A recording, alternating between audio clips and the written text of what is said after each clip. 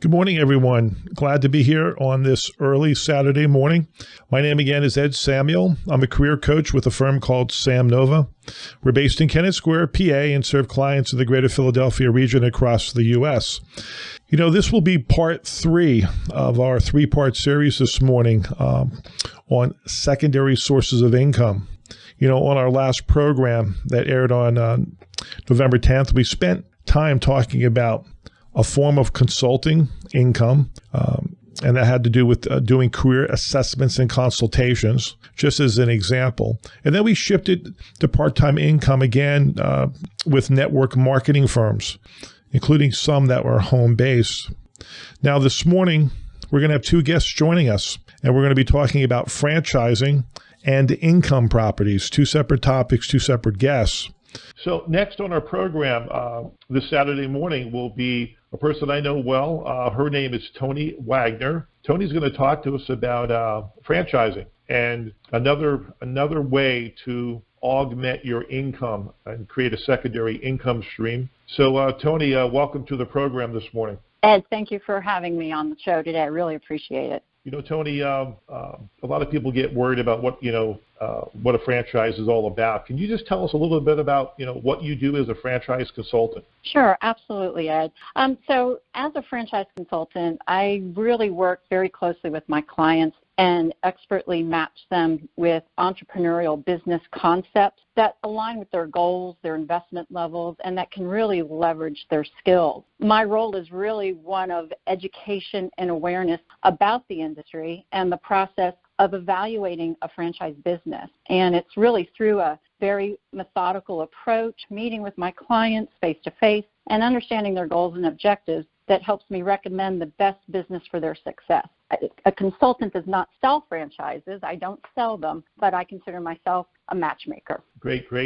Toni, I understand part of your background, you actually owned a franchise in the past? Yes. 10 years ago, I was in job transition, and I heard about franchising through one of my outplacement sources, and I went through my due diligence, and I did buy a business coaching franchise 10 years ago, and I ran it for a few years, but then I did have that pull to go back to corporate, and I finished out just this past, earlier in the spring, I finished out a 30-year career in the IT industry in sales, executive management, and training. But the love of franchising and that freedom of owning my own business and having control over my career, my financial situation, never left me for the last several years. So given the opportunity to invest in another franchise, I did that this past year, and my business as a franchise consultant, this is actually another franchise that I own, and my role is to really, like I said, help and educate folks on the franchise industry and making sure we're selecting and help match them to the right opportunities. Oh, beautiful. Our whole program is about, this series, this 3-part series, about people who go back to work and they're working full time. Can you explain, what options really exist for them to acquire a franchise, and why do people try to do it when they're working full time? That's a fantastic question, Ed, and certainly what the beauty is in franchising is you do have a couple of options, right? You can be that full-time owner-operator, and this is your full-time job, or you can look at what we would call a semi-absentee business. And like you said, those are folks that are really working full-time, and this is a great way to diversify your portfolio and start creating a passive income stream so that when that day comes that you do want to retire or something else happens and you leave your full-time job, you now have an active income stream coming in. And the best way to do this is with a semi-absentee business. And it's the way you do this is, we want to look at something that, generally speaking, is a brick and mortar type of business. And as the owner, you're really dedicating anywhere from 10 to 40 hours a month. Again, it depends on the particular business, but the owner, you as that semi-absentee owner, would have 3 general areas of concern. You're going to run the P&L, you're going to execute locally on the national advertising, and you're going to manage the manager. So you might have anywhere from 5 to maybe 25 employees but you're really only working with that one manager. So making sure that you've got the right person in place is what the franchise system would help you achieve. Now you can continue to have your full-time corporate job, but now you have this business running. And with a typical brick and mortar, we can also put a strategy together for you on how do we grow that? How do we scale that business so that possibly over time, as your business continues to grow, the need for you to be in that corporate position year after year may start to diminish a little bit, and you might find an opportunity to leave there and eventually go into your other business full time. Well, is there any is there a group of franchises, Toni, that are more applicable to being an absentee owner or versus others? Sure. When we say the brick and mortar, these are things that you would find more, something where your marketing is generating to people either to come into your store because you have a service that they need. Let's say personal care services, for instance, right? Salon, beauty, things like that, fitness concepts. Those are things that would run as a semi-absentee owner. Because what we have to keep in mind here, and when folks come to me and they're considering all of this, what I really tell them is you have to keep an open mind. Only 25% of franchisees actually have industry experience in the business that they're in. So, to think about what this could look like for you, just keep that open mind as you come in. And as I get to know the clients, what their goals are, what their leverageable skills are, and how the best way is to help them, I might be showing you a beauty concept, and you're like, oh, wait a minute, I don't know anything about beauty. And that's what's so nice about a franchise system is the system is there for you, and you can just leverage what you know about business, and the franchisor is going to supply the training, the development, the back-end CRM, the marketing, everything that you need to be successful. And that's when we talk about working on your business and not in your business. Gotcha. Toni, can you give us an example or two of a successful absentee franchise? A person that purchased one and maybe just walk us through that success. Sure, absolutely. So franchising is contagious, and there's a couple that started out about 5 years ago buying a personal care salon type of a franchise, and they both had very good careers. So they started this as a semi-absentee business, and not after too long, the wife decided to leave her corporate job, and they also decided to expand, and they bought a second unit. So then she started actively managing that. And fast forward a few years later, they've bought some other complementary brands to their initial brand, and now the husband is now leaving his corporate job, and they're in their mid-50s. And it's about having control over their future and now having an asset for sale at a time when they both decide to fully retire. Another scenario is another concept where, again, a husband and wife went in to buy something while they're still working full-time, a fitness brand, and as they continue to grow that brand, they can see retirement coming a lot sooner than they had initially thought, but they have that income now to provide for when they do retire full-time without worry as to what else is going on in their portfolio. Great. One of the questions that I get faced with as a career coach a lot is, hey, what are these franchise consultants looking for in people in terms of, a franchise is right? When they ask me the question, is a franchise right for me, Ed? I don't know, but what are some of the common traits that you're looking for? Sure, absolutely. So the first thing I sit down is really understand an individual's why, right? That's the most important thing. What are they trying to accomplish? Because you just don't wake up and say, I want to buy a franchise today. So really understanding what's really brought that person to the place of having the discussion is what I really do. And some common traits, some things that I see, they want more control over their career and over their financial situation. They want to create an asset for the future. Or, they've worked many years, maybe where they've been on the road, and they're looking for something to do that's fun as they head maybe into, the latter part of their working career. It's about investing in their future and having the right strategy to pull together to help them do that. People say, well, I don't know anything about running a business. But if you've been out working, you have experience. But again, that's where working with a consultant really comes into play, because I want to understand what your background is. And through an assessment and then spending a lot of time with you, asking the right questions, I'm going to introduce you to those brands that will help align you for your greatest success. Because people don't want to fail. And a lot of times, why do people fail is the question I always get asked. It's because they don't follow the system. You have to remember that a franchise concept, an entrepreneurial brand concept, is about following the system. And there's different varying degrees of what that system could look like based on what industry you're in, but it's knowing how to match the client effectively that will give them their greatest success. And the other piece that really comes into it is this is a family decision. You really need spousal support to go into a business like that.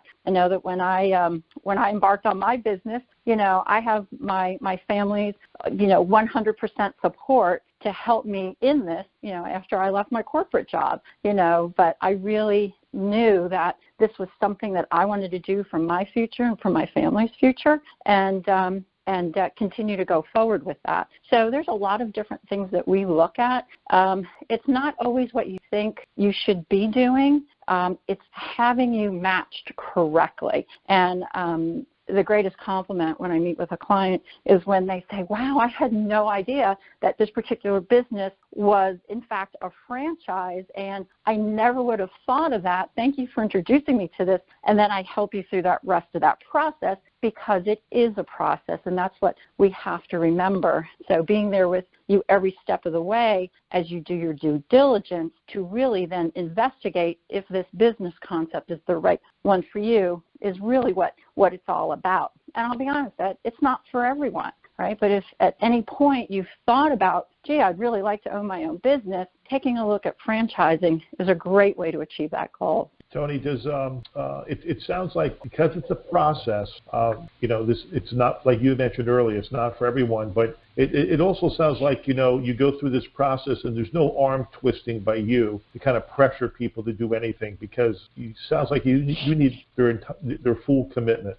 I absolutely do. And, I'm there with my clients with absolutely no cost or any kind of a contractual obligation until they decide if this is for them or they decide otherwise. It's about putting the client's needs first, helping them understand the process, coaching them, advising them with every step of the way, putting them in contact with the right resources so that they can continue to do their due diligence, gather their data to make the best informed decision about going into business or not. Beautiful. I'm there as a help. Yeah, I'm there as a helpmate. Again, education and awareness. Truly a consultancy type of role, which I absolutely love. Yeah, I can certainly hear it, and I've gotten nothing but positive feedback from people that I've sent to you, Toni. So Toni, we're going to wrap up now.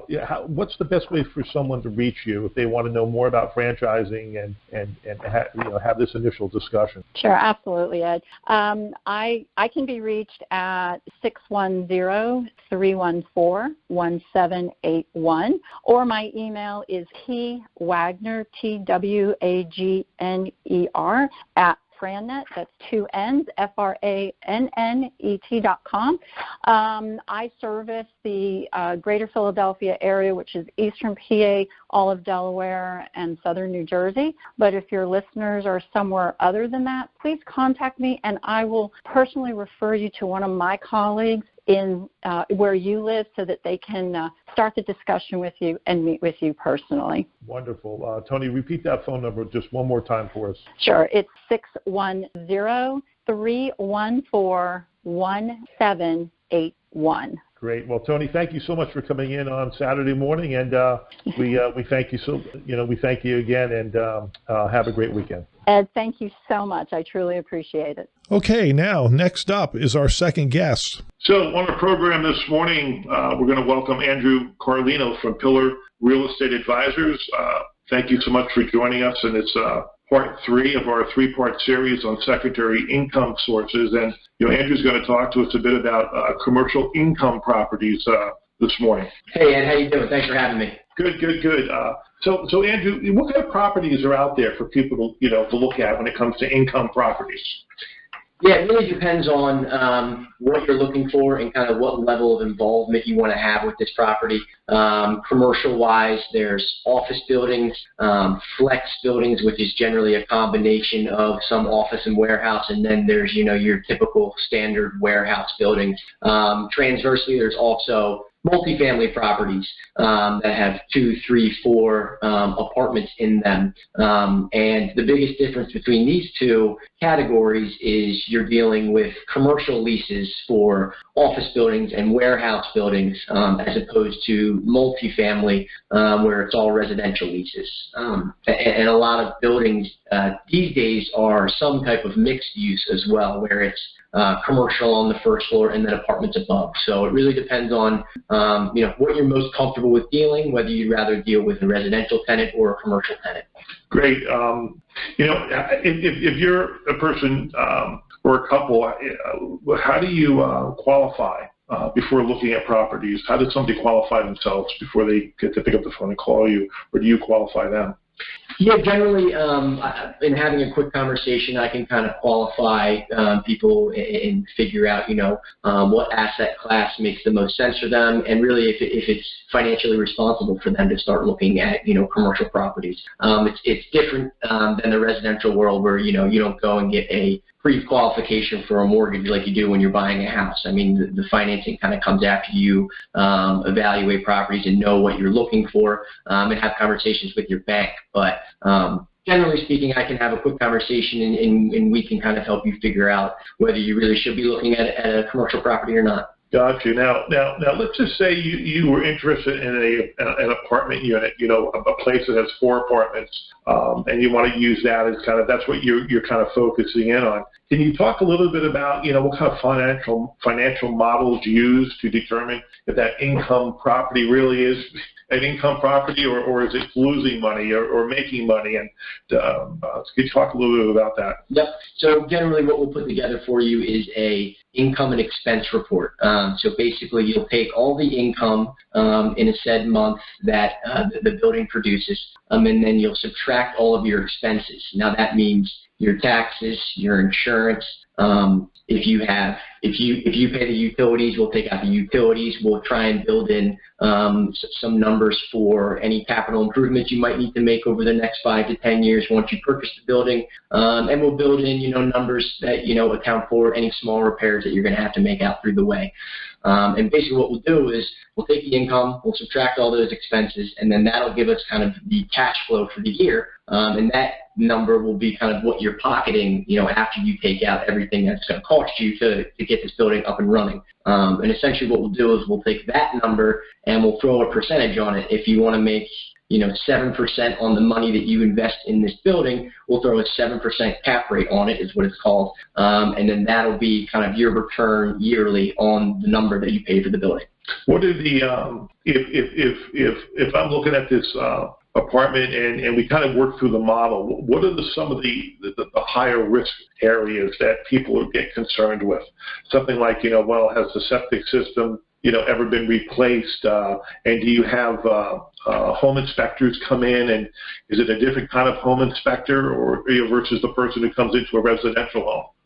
It's generally the same type of inspector. The biggest things that we trying to take into account when we're evaluating these types of buildings is roof HVAC, structural work, anything that's going to be a major expense for you, 5-10 years down the road, depending on how old the building is.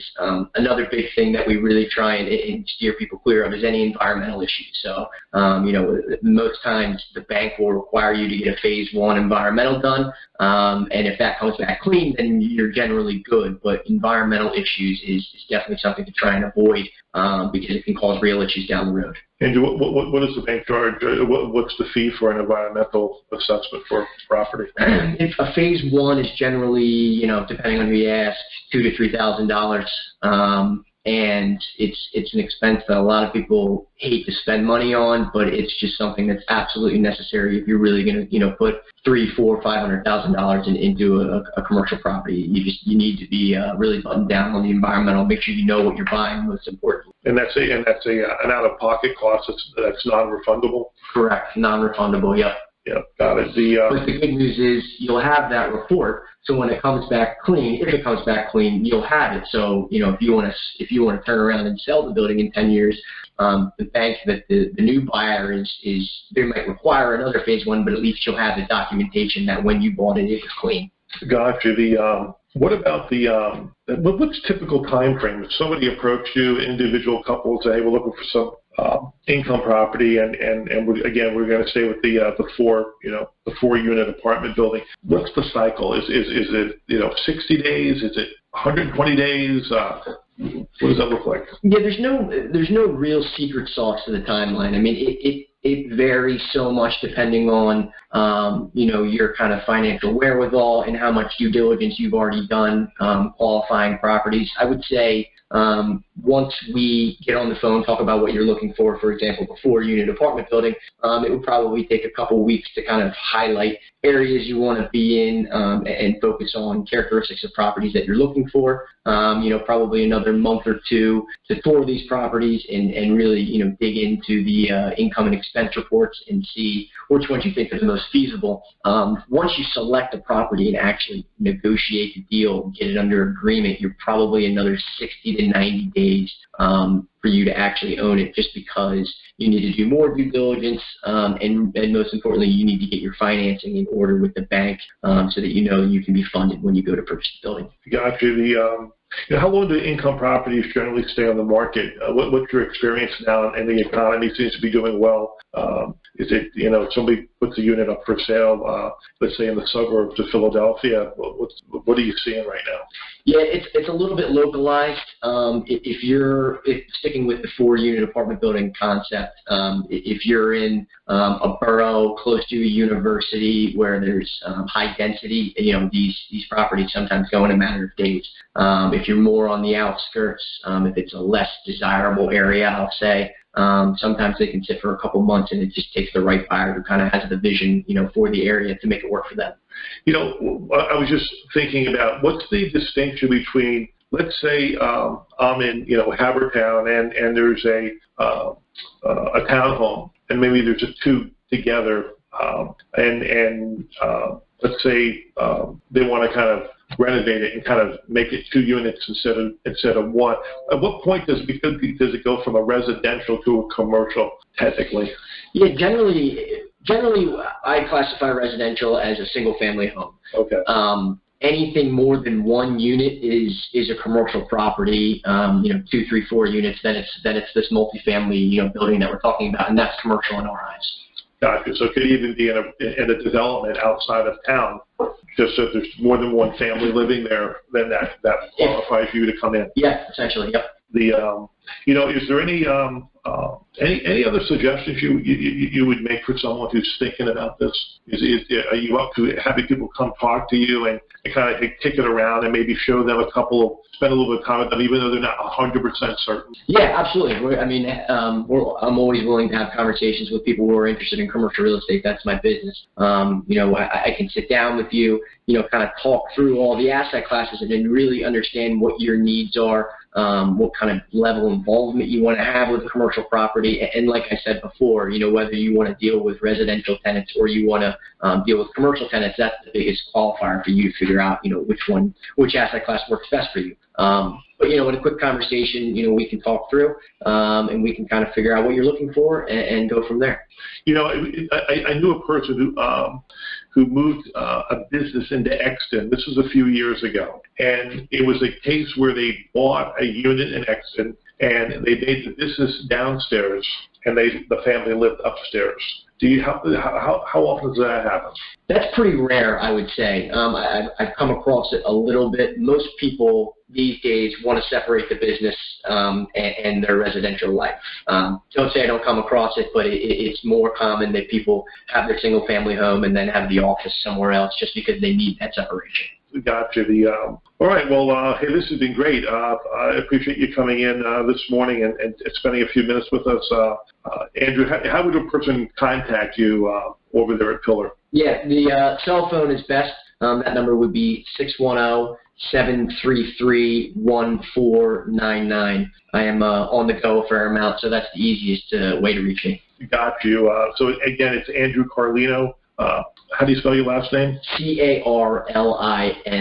Okay, and if you want to reach Andrew again, his number is 610-733-1499. Andrew, can't thank you enough, and I appreciate you coming in. Yep, thanks for having me, Ed. I appreciate it. So as we recap this three-part series, I want to talk about some key points and why this series, again, is so important. One thing that I mentioned is that, really try to avoid putting 100% of your emotional and income loyalty into a singular firm or organization and risk being hurt if that income stream suddenly goes away.